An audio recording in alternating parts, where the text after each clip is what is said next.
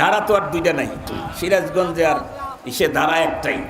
এই কলদারা আর বরকে খাবার দেওয়ার জন্য যায় মেয়ে পক্ষের ৫-৭ জন মেয়ে, বিবাহিতা অবিবাহিতা, ওই ৫-৭-১০ জন গেছে, ১০ জনের তো ১০ ডিজাইনের।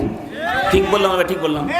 কিন্তু যেই মেয়েটাকে বিয়ে দিলাম ও কি ১০ রকমের রূপ ওর ভিতরে আছে? নেই। তো প্রথম চান্সেই তো বরের চোখের সামনে মেয়ে পক্ষের লোকেরা একজন মেয়েকে বিয়ে দিতে গিয়ে আরো ১০টাকে তার চোখের সামনে দিয়ে দিল।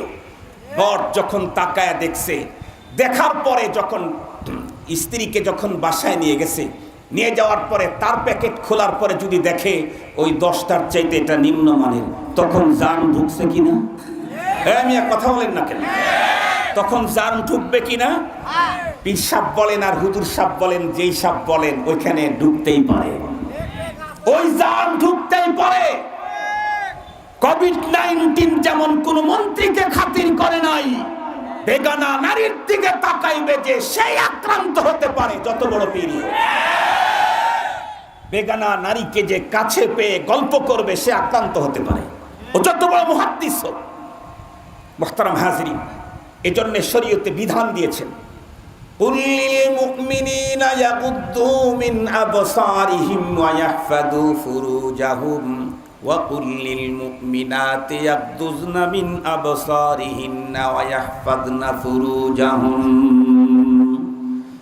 রব্বুল আলামিন কোরআনে কারীমে সূরাতুন নূরের 30-31 নম্বর আয়াতে কারীমাতে বিধান দিয়ে দিলেন, ওগো পয়গম্বর, আপনি আপনার উম্মতের পুরুষদেরকে বলে দিন তারা যেন তাদের চক্ষু সংযত করে, চরিত্র হেফাজত করে। নারীদেরকেও বলে দিন তারা যেন তাদের চক্ষু সংযত করে, চরিত্র হেফাজত করে। মুসলমান লম্বা কথা, পর্দার বিষয় না, যেহেতু আমি কথা বলতে চাচ্ছি না, আমার আজকের বিষয়টাকে কমপ্লিট করার জন্য ওদিকে আগাইতে চাইতেছি না, তো বলতেছি না। আমাদেরকে বলা হয় হুজুর, দিন যত ঘটতেছে ততই সুইসাইড, আত্মহত্যার প্রবণতা বাড়তেছে, এজন্য আত্মহত্যা যাতে না করে এজন্য ওয়াজ করবেন। আমার সিরাজগঞ্জের এসপি সাহেব গত বছর আমাকে ডাইরেক্ট বলেছিল, কেন? তখন আমাদের অঞ্চলে আত্মহত্যার প্রবণতাটা বেড়ে গিয়েছিল। বাংলাদেশের প্রান্তে প্রান্তে ঘুরে অনেক বন্ধুরা আমার জনপ্রতিনিধি আমাদের কাছে এসে বলে, হুজুর, স্বামী স্ত্রীর একজন অপরজনের প্রতি মহাব্বত, তাদের হক হুকুক যাতে আদায় করতে পারে, কারণ ঝামেলা এখন দুই দিক থেকেই। অনেক জায়গায় দেখা যায় স্ত্রীকে স্বামী ভালো করে খোরপোশ দিতে যায় না, আবার অনেক জায়গায় দেখা যায় স্ত্রী স্বামীকে সঠিক মূল্যায়ন করতে চায় না। আছে না নাই?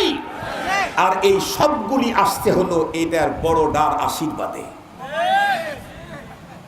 কথা বলেন, কথা বলেন। এই গজব, এই ভাইরাসের সবচাইতে বড় এটা তো ছাও, এর মায়ের আশীর্বাদে আসছে। এটা তো ছাও, এটা মায়ের আশীর্বাদে আসছে। আল্লাহ তাআলা হেফাজত করুক, আমিন বলেন, আমিন বলেন। মুসলমান ভাইরা রে আমার, কি বলতেছিলাম মনে আছে তো? মেয়ের বন্ধুরা আমার, সতর্ক কতটুকুন, আপন জনের সামনেও বন্ধুরা আমার দেখাইতে পারবে না। একটা মাত্র ঘটনা বলি, আমি আমার বয়ান শেষ করে দিচ্ছি। কোনো মুসলিম নারী পুরুষ যদি বন্ধুরা আমার সতর খুলে রাখে, অহেতুক নারীরা যদি খুলে, তার জন্য কি পরিমাণে হবে পয়গম্বর বলেন, 1 প্রকার 2 প্রকার মানুষ জাহান্নামে যাবে। তার ভিতরে 1 প্রকার বর্ণনা করি নাই, আর 1 প্রকার হলো ওই সমস্ত নারী যারা পোশাক পরেও উলঙ্গ থাকবে, অন্যকে নিজের দিকে আকৃষ্ট করবে, নিজে অন্যের দিকে আকৃষ্ট হবে। রুউসুহুন্না কাআসনিমাতি বুখতিল মাইলা, ওদের মাথা বন্ধুরা আমার হবে কেমন? মাথার চুলগুলি, মাথার সাজগোজ হবে কেমন? বলে উটের পিঠের বন্ধুরা আমার মাঝখানে উঁচু থাকে, যেমন মাথাও থাকবে তেমন। কারণ এই সিস্টেম ওই জামানার লোকেরা কখনোই বুঝতে পারে নাই, তারা বুঝবে কেমনে? আমরা যখন ছোট ছিলাম, আমরা আমাদের মা খালাদেরকে দেখেছি, তাদের লম্বা লম্বা চুল, সিস্টেম ছিল 2টা, হয়তো বেনি করে ছেড়ে দিত, না হয় পিছনের দিকে খোপা করত। এখন তো সবচাইতে উন্নত এবং কমন ডিজাইন হলো চুলগুলিকে সুন্দর করে গোছায়া মাথার উপরে খোপা লাগানো, হয় কাকড়া না হয় কলম। বুঝেন নাই? হয় কাকড়া না হয় কলম, মাথার উপরে এরকম করে রেখে দিয়েছে নবীজি। 1500 বছর আগে মনে হয় যেন দেখে দেখে কথা বলে গেছে। এখন এই কন্ডিশন যাদের হবে, কাপড় পরে উলঙ্গ, অন্যকে নিজের দিকে আকৃষ্ট করবে, নিজেও আকৃষ্ট হবে, মাথার চুলগুলাকে ওই ডিজাইন করে বাইরে বেরাবে, এদের শাস্তি কি হবে? পয়গম্বর বলেন লা ইয়াদখুলনাল জান্নাহ, ওরা জান্নাতে যাবে না, জান্নাতে যাবে না। নামাজ পড়বে, রোজা রাখবে, জান্নাতে যাবে না। ওয়ালা ইয়াজিদনা রিহাহা, শুধু জান্নাতে যাবে না তাই না, জান্নাতের ঘ্রাণও পাবে না। ওয়া ইন্না রিহাহা লা ইউজাদু মিন মাসিরাতি কাদা ওয়া কাদা, অথচ বন্ধুরা আমার, জান্নাতের ঘ্রাণ 1100 বছর 200 বছরের রাস্তা দূর থেকে পাওয়া যায়, এতটুকুন এরিয়ার ভিতরেও তাদেরকে যেতে দেওয়া হবে না। শুধু কি তাই, সতর খুলে যারা বাইরে ঘুরে বেড়ায়, অন্যদের সাথে, অন্যকে যারা নিজের দিকে আকৃষ্ট করে, নিজেও আকৃষ্ট হয়, তাদের পরপারে শাস্তি কি হবে? অনেক হাদিস বলার মতো সুযোগ আমার হাতে নেই। মুসলমান, একটা হাদিসের কিছু অংশ আপনাদেরকে শোনায় দেই। বলুন তো দেখি, আল্লাহ পাক রব্বুল আলামিন আমাদের পয়গম্বরকে আমন্ত্রণ করে তারা আরশে নিয়ে গিয়েছিলেন নাকি? ওই সফরের নামটা যেন কি? আরেকটু জোরে বলেন। মেরাজ কি আমার পয়গম্বরের ঘুমের ঘরে হয়েছে না জাগ্রত অবস্থাতেও হয়েছে? ঘুমের ঘরে তো বহুবার হয়েছে, জাগ্রত অবস্থাতেও পয়গম্বরের মেরাজ হয়েছে। বুখারী শরীফ খুলে দেখেন, মিশকাত শরীফ খুলে দেখেন, নবীজি বলেন, আমি মক্কাতুল কাবা শরীফের হাতিম অথবা হিজরের ভিতরে ঘুমানো ছিলাম, ফেরেশতা আমার কাছে এসে আমাকে ঘুম থেকে জাগালো, এরপরে আমাকে নিয়ে পথ চলা শুরু করলো। চলতে চলতে প্রথম নাম্বার আসমানের গেটে গিয়ে গেট খোলার জন্য বলা হলো, তখন ওই পার থেকে আওয়াজ আসলো, কে? জিবরাইল আমিন তখন উত্তর করলেন, জিবরাইল। ওই পার থেকে গেটম্যান জিজ্ঞেস করে, তোমার সাথে আর কে? মুসলমান, তাহলে বুঝা গেল সিসি ক্যামেরা শুধু জমিনের মধ্যে, শপিং মলে না, আসমানেও আছে। জিজ্ঞেস করে, মাম্মাকা, আপনার সাথে কে? জিবরাইল আমিন উত্তর করলেন, আমার সাথে কে? মুহাম্মাদুর রাসূলুল্লাহ। তারপরেও গেটম্যান থামে না, বলে, হাল উরসিলা ইলাইহি, পয়গম্বরকে কি রব্বুল আলামিনের পক্ষ থেকে আমন্ত্রণ করা হয়েছে নাকি উইলিংলি নিজের পক্ষ থেকে উনি আসছেন? জিবরাইল আমিন উত্তর করলেন কি, मैं आया नहीं हो बुलाया गया हो। আল্লাহু আকবার। বাল উরসিলা ইলাইহি, পয়গম্বর নিজের পক্ষ থেকে উইলিংলি আসেননি, আল্লাহ পাক আমন্ত্রণ করেছেন তাই এসেছেন। সুবহানাল্লাহ। এক পর্যায়ে পয়গম্বরকে আল্লাহ পাকের রব্বুল আলামিনের আরশে দেখা হয়ে গেল পয়গম্বরের সাথে, আল্লাহর সাথে। আল্লাহ পাক আমার পয়গম্বরকে ডেকে বললেন, দোস্ত, সময় বড় সংক্ষেপ, তারপরেও আমি আমার 2টা প্রজেক্ট আপনাকে দেখায় দিতে চাই। আমার প্রজেক্ট অসংখ্য, অগণিত, এর ভিতরে 2টা প্রজেক্ট আপনাকে সচক্ষে দেখাবো। তার ভিতরে একটা প্রজেক্টের নাম হলো জান্নাত। আমাদের পয়গম্বর আল্লাহ পাকের জান্নাতের প্রজেক্ট যখন প্রদর্শন করার জন্য চলে গেলেন, প্রদক্ষিণ করতেছিলেন, নবী আলাইহিস সালাম ফিরে এসে দুনিয়াতে বন্ধুরা আমার কারগুজারি শুনাইছেন।